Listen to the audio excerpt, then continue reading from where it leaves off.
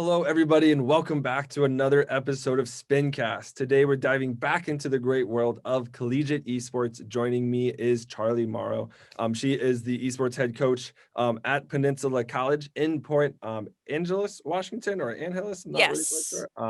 Port Angeles, yeah. Port Angeles. Sweet, sweet, sweet. So thank you so much for coming on the Spincast. Without further ado, go ahead, introduce yourself. Tell everybody a little bit about your backstory, how you got started in esports, and how you kind of found yourself as a head coach out of college.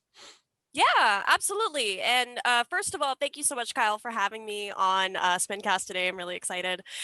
So my name is Charlie. I'm from Port Angeles, Washington. And I actually got my start in esports back in 2008 with Super Smash Brothers Melee. So I just so everyone knows, I'm a Peach main, a Daisy Peach main, which is like kind of controversial, but so I went to my first tournament at 16 years old in Seattle and played Melee competitively through college, through my post collegiate time, I guess, mostly in Portland, Oregon. So, shout outs to Oregon Melee, my family. But I compete. I've been to places that I otherwise wouldn't be able to because of Melee. While I wasn't like the best player, I was definitely one of the more, I think like at my peak, I was like an up and coming player, but I was also like one of the more competitive women like in our region specifically. So I got a lot of notoriety for that. I guess. So in like 2018, I moved back here to Port Angeles to go to graduate school. I have my master's in performance psychology with an emphasis in mental skills training and esports. And so basically what that means is I spent 2 years studying how to have the best mindset for competitive gaming.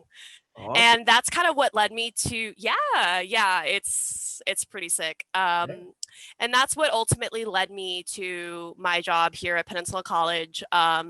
They just so happened to be looking for an esports coach like right after, like a few months after I graduated and got my master's, and it worked out perfectly because I'm also an alumni at Peninsula College. I went there while I was in high school, and so it was just kind of like a match made in heaven, basically. They were able to get someone local, someone who's familiar with the school, as well as someone that has like that kind of experience. So I've been coaching over at Peninsula College. I also do advising there as well. This will be my second season, or my second year, I guess. And technically my third season. We're starting our spring season here next week. And we run, so right now we're running, I always have to count, Overwatch, League of Legends, Fortnite, Smash Brothers Ultimate, and Rainbow Six. We had an amazing Rocket League team last year. Unfortunately, I couldn't get a roster for this year, but that's definitely one that I want for next year, just because Rocket League is awesome. And I'm also looking into Valorant as well. Like that's kind of one that I'm thinking about for next year. Awesome. So yeah, that's me.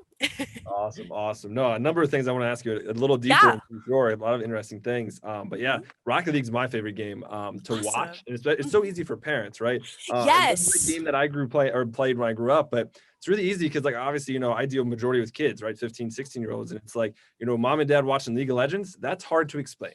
Yeah. Well, Rocket League, so much easier, right? It's soccer with cars, right?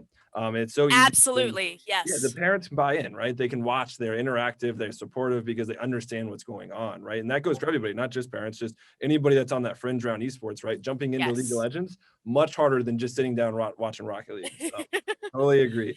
And actually, oh, sorry. Just really quick, like last year, like literally right before COVID shut everything down, we had our open house for our community members and stuff. And that's what we did is we had our Rocket League team play an exhibition match against UConn. And we invited all the the staff, the Mhm. administrators, family, friends, the community, basically. And that, our main reasoning is like, they watch our soccer teams Yeah. all the time. They know the game, and it's like, just replace that with cars. Yeah. That's literally all it is. Exactly. Exactly. And it's so So that was exciting. very successful. It Yeah, is. Yeah. absolutely. No, it's so much fun to watch.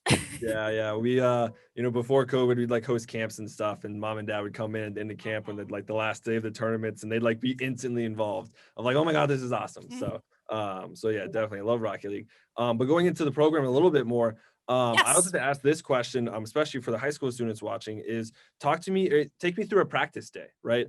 So what goes into Yeah. practicing? What do you like to focus on? Just to give the students kind of a good perspective of what collegiate esports looks like from inside the program, so to Yeah. speak. Absolutely. So, obviously our practices have been a little different since we can't compete in our arena. Mhm. But and not only that, but having 5 teams, this year I've been a little more flexible, and I've kind of given our team captains sort of the what's the word I'm looking for? I want to say autonomy. No, Sure. I've kind of empowered them to, Mhm. decide what to do for practices and that kind of stuff. But generally, what it looks like is we'll do stretches first, always hand stretches first. I like to kind of guide them through like mindfulness things every once in a while. I've gotten mixed results from my players, but like I know that it's helpful. So generally I was like, okay, let's kind of like bring ourselves in the present moment, so we can focus on games. Leave your ego at the door, leave that bad test at the door. We're here to play. And so we kind of like get that set up. And generally, practices can go like a couple different ways at that point. We're either working on specific mechanics. So, for example, like I'll have my league team run through lane, work on their CS, or I'll tell my Rocket League team like, hey, pull up workshops in Steam and grind out your mechanics, Mhm. grind out your ball control, that kind of stuff. Or there's that. We'll often also do more team oriented things like, okay, well, let's discuss strategy. Let's discuss, like Overwatch, for example. We talk a lot about comps, and Mhm. we like to work specifically on like strategies, ult combos, that kind of stuff. And it's like, okay, well, let's go into some comp games and grind Mhm. those out. Let's Yeah. see what works and what doesn't. Mhm. And generally, after every game, especially when we do these more like team oriented things instead of individual mechanics, we like to pause after every game. That's what I encourage my students to do. And Mhm. if I'm in practice with them, I will be like, okay, well, let's pause before we queue back up and talk about this. Like, what worked, Mhm. what did not work. Let's take this moment to celebrate any accomplishments. Like if like let's say our Zarya player had like the fattest grab, like we obviously want to Yeah, congratulate them, and absolutely. because those are always like but That like just it's like not an epiphany, but just that like it just release. I don't know that there's a word for it, but it's just that really mhm. like dopamine release, right? Yeah, Like, yeah. yeah. Everything in that moment's just perfect. Mhm. Nothing in life is. Yeah, exactly. I like to say that it gives me a serotonin boost, and it's like Yes. I got Yes. my serotonin for the week, y'all. Yep. But Exactly. and then sometimes they'll often do scrims against other schools. We have Mhm. several schools that we have relationships with that we've competed with in the past, or we played one day and we're like, wow, you're really good, like you're right at our level, let's set up some scrims sometime. And so our teams tend to practice about 3 times a week, and so that's what we do in our practices. Obviously VOD review is another big one as Mhm. well, but we try to like spend like set a time aside to do that, because VOD reviews are incredibly important, but they can Mhm. also be like pretty intense too. And Mhm. it that's where you learn, that's Yeah. where you learn, and that's where you figure out where you need to go. And so we take those seriously, and often we'll set a special time aside just to do VOD reviews. So, but Yeah. that's pretty much, that's what we do. Yeah, absolutely. Sounds great. I mean, kind of cover all the areas there, from gameplay to VOD review to individual, mechanics and skills. So super awesome there. Definitely a great practice routine, to say the least. Yeah. But this question's been in my head since you talked about it, of your master's in performance psychology with that emphasis or special focus on esports mentality. So I'd love to hear kind of a general overview of how you apply that to your kids, because that's something I feel very strongly about, is that mental health side of esports. Yes. So easy, right? Because like, I always make the comparison a little bit to traditional sports of like, hey, if you run for 2 hours, you take a break, right? But if you grind, comp scrims for 2 hours, a lot of people don't take breaks. They just go to the next one, right? Or they might get 2 minutes to get a water bottle, but they don't actually sit back, de-stress. So take me through that, because I'm sure you have a lot to talk on that. Oh, yeah. Yeah. So, oh gosh, where do I start? I could go on for days about this. There could be a whole series of podcasts on this. It really could be.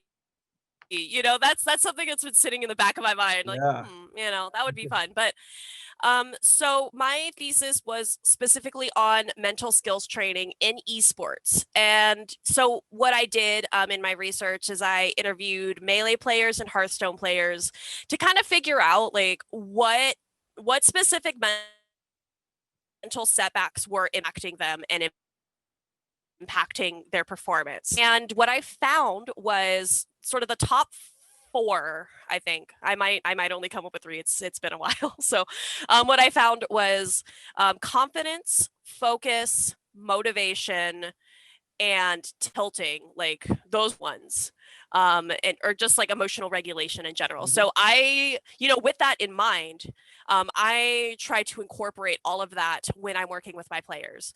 We talk so much about emotional regulation and how to manage your inner feelings, while you're playing, how to prevent tilting, how to feel good about yourself when you play, how to mentally prepare, how do you keep your focus, how do you keep your mind in the game. And so we talk about that a lot. And breaks are another thing. I was just like nodding my head and just like laughing the whole time you're going on about that, because that is a huge problem. Yeah. Or I shouldn't say a huge problem, but that's something that's very prominent in games. It's super common. There are 100%. so many it is, yeah. And so many gamers feel like in order to get better, they have to grind for like 8 hours a day, every single day. And it's like, no, bud, that's how you burn out. And so, I try to encourage my players to, I always say, and if any of my players are listening to this, they're viral instantly. I always tell my players, if you lose twice, take a break, take 5 minutes, get up, walk around, grab a snack, grab some water, do some breathing. Like that's how you're going to prevent tilt, is just stepping away from the game. After 2 losses, generally like in a row, at that point you're like starting to get tilted, or you're already tilted, or it's just not good. And so excuse me, so that's how I kind of approach it. And that's what I'm really trying to instill in my players is, you do not only do you not have to grind for 8 hours a day, but it's actually like really dangerous. And there's so much, per motor learning theories and stuff, there are way more, there's more to, and so, it's really ultimately what I try to instill is, it's a holistic approach. It's not just the game. It's not just, bashing your head through a wall and hoping it works, but it's taking a more rounded approach. Absolutely. Yeah, no, totally agree with you on all those points. And something like, just expanding on that, I always kind of preach quality over quantity, right? Quality practice, right? If you have one really good scrim, well, that's worth way more than having 5 just normal scrims, right? Have one scrim where you really, work on a strategy, right? Where you really dive deep into that VOD analysis, right? Of really, trying out something new or whatever that looks like.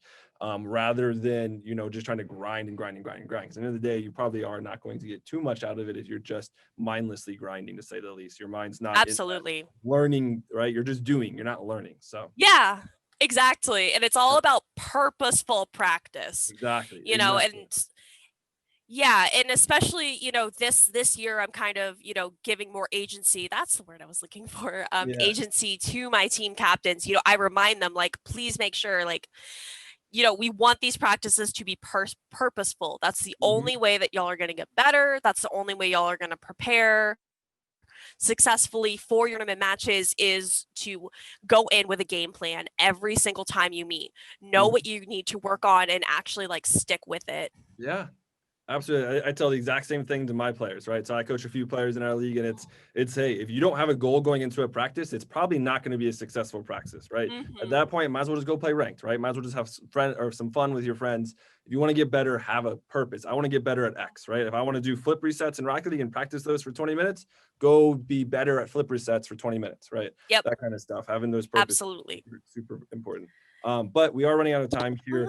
So I will leave you with one last question. I always ask this as the last question because it's kind of a fun question. Looking at the esports scene kind of all together, right? So globally at all levels, what's the one thing that you think either can be expanded on or might be missing to really kind of bring esports to where it is now, of like, really, really popular, but not quite world known, right? It's not soccer, right? It's not the World Cup yet.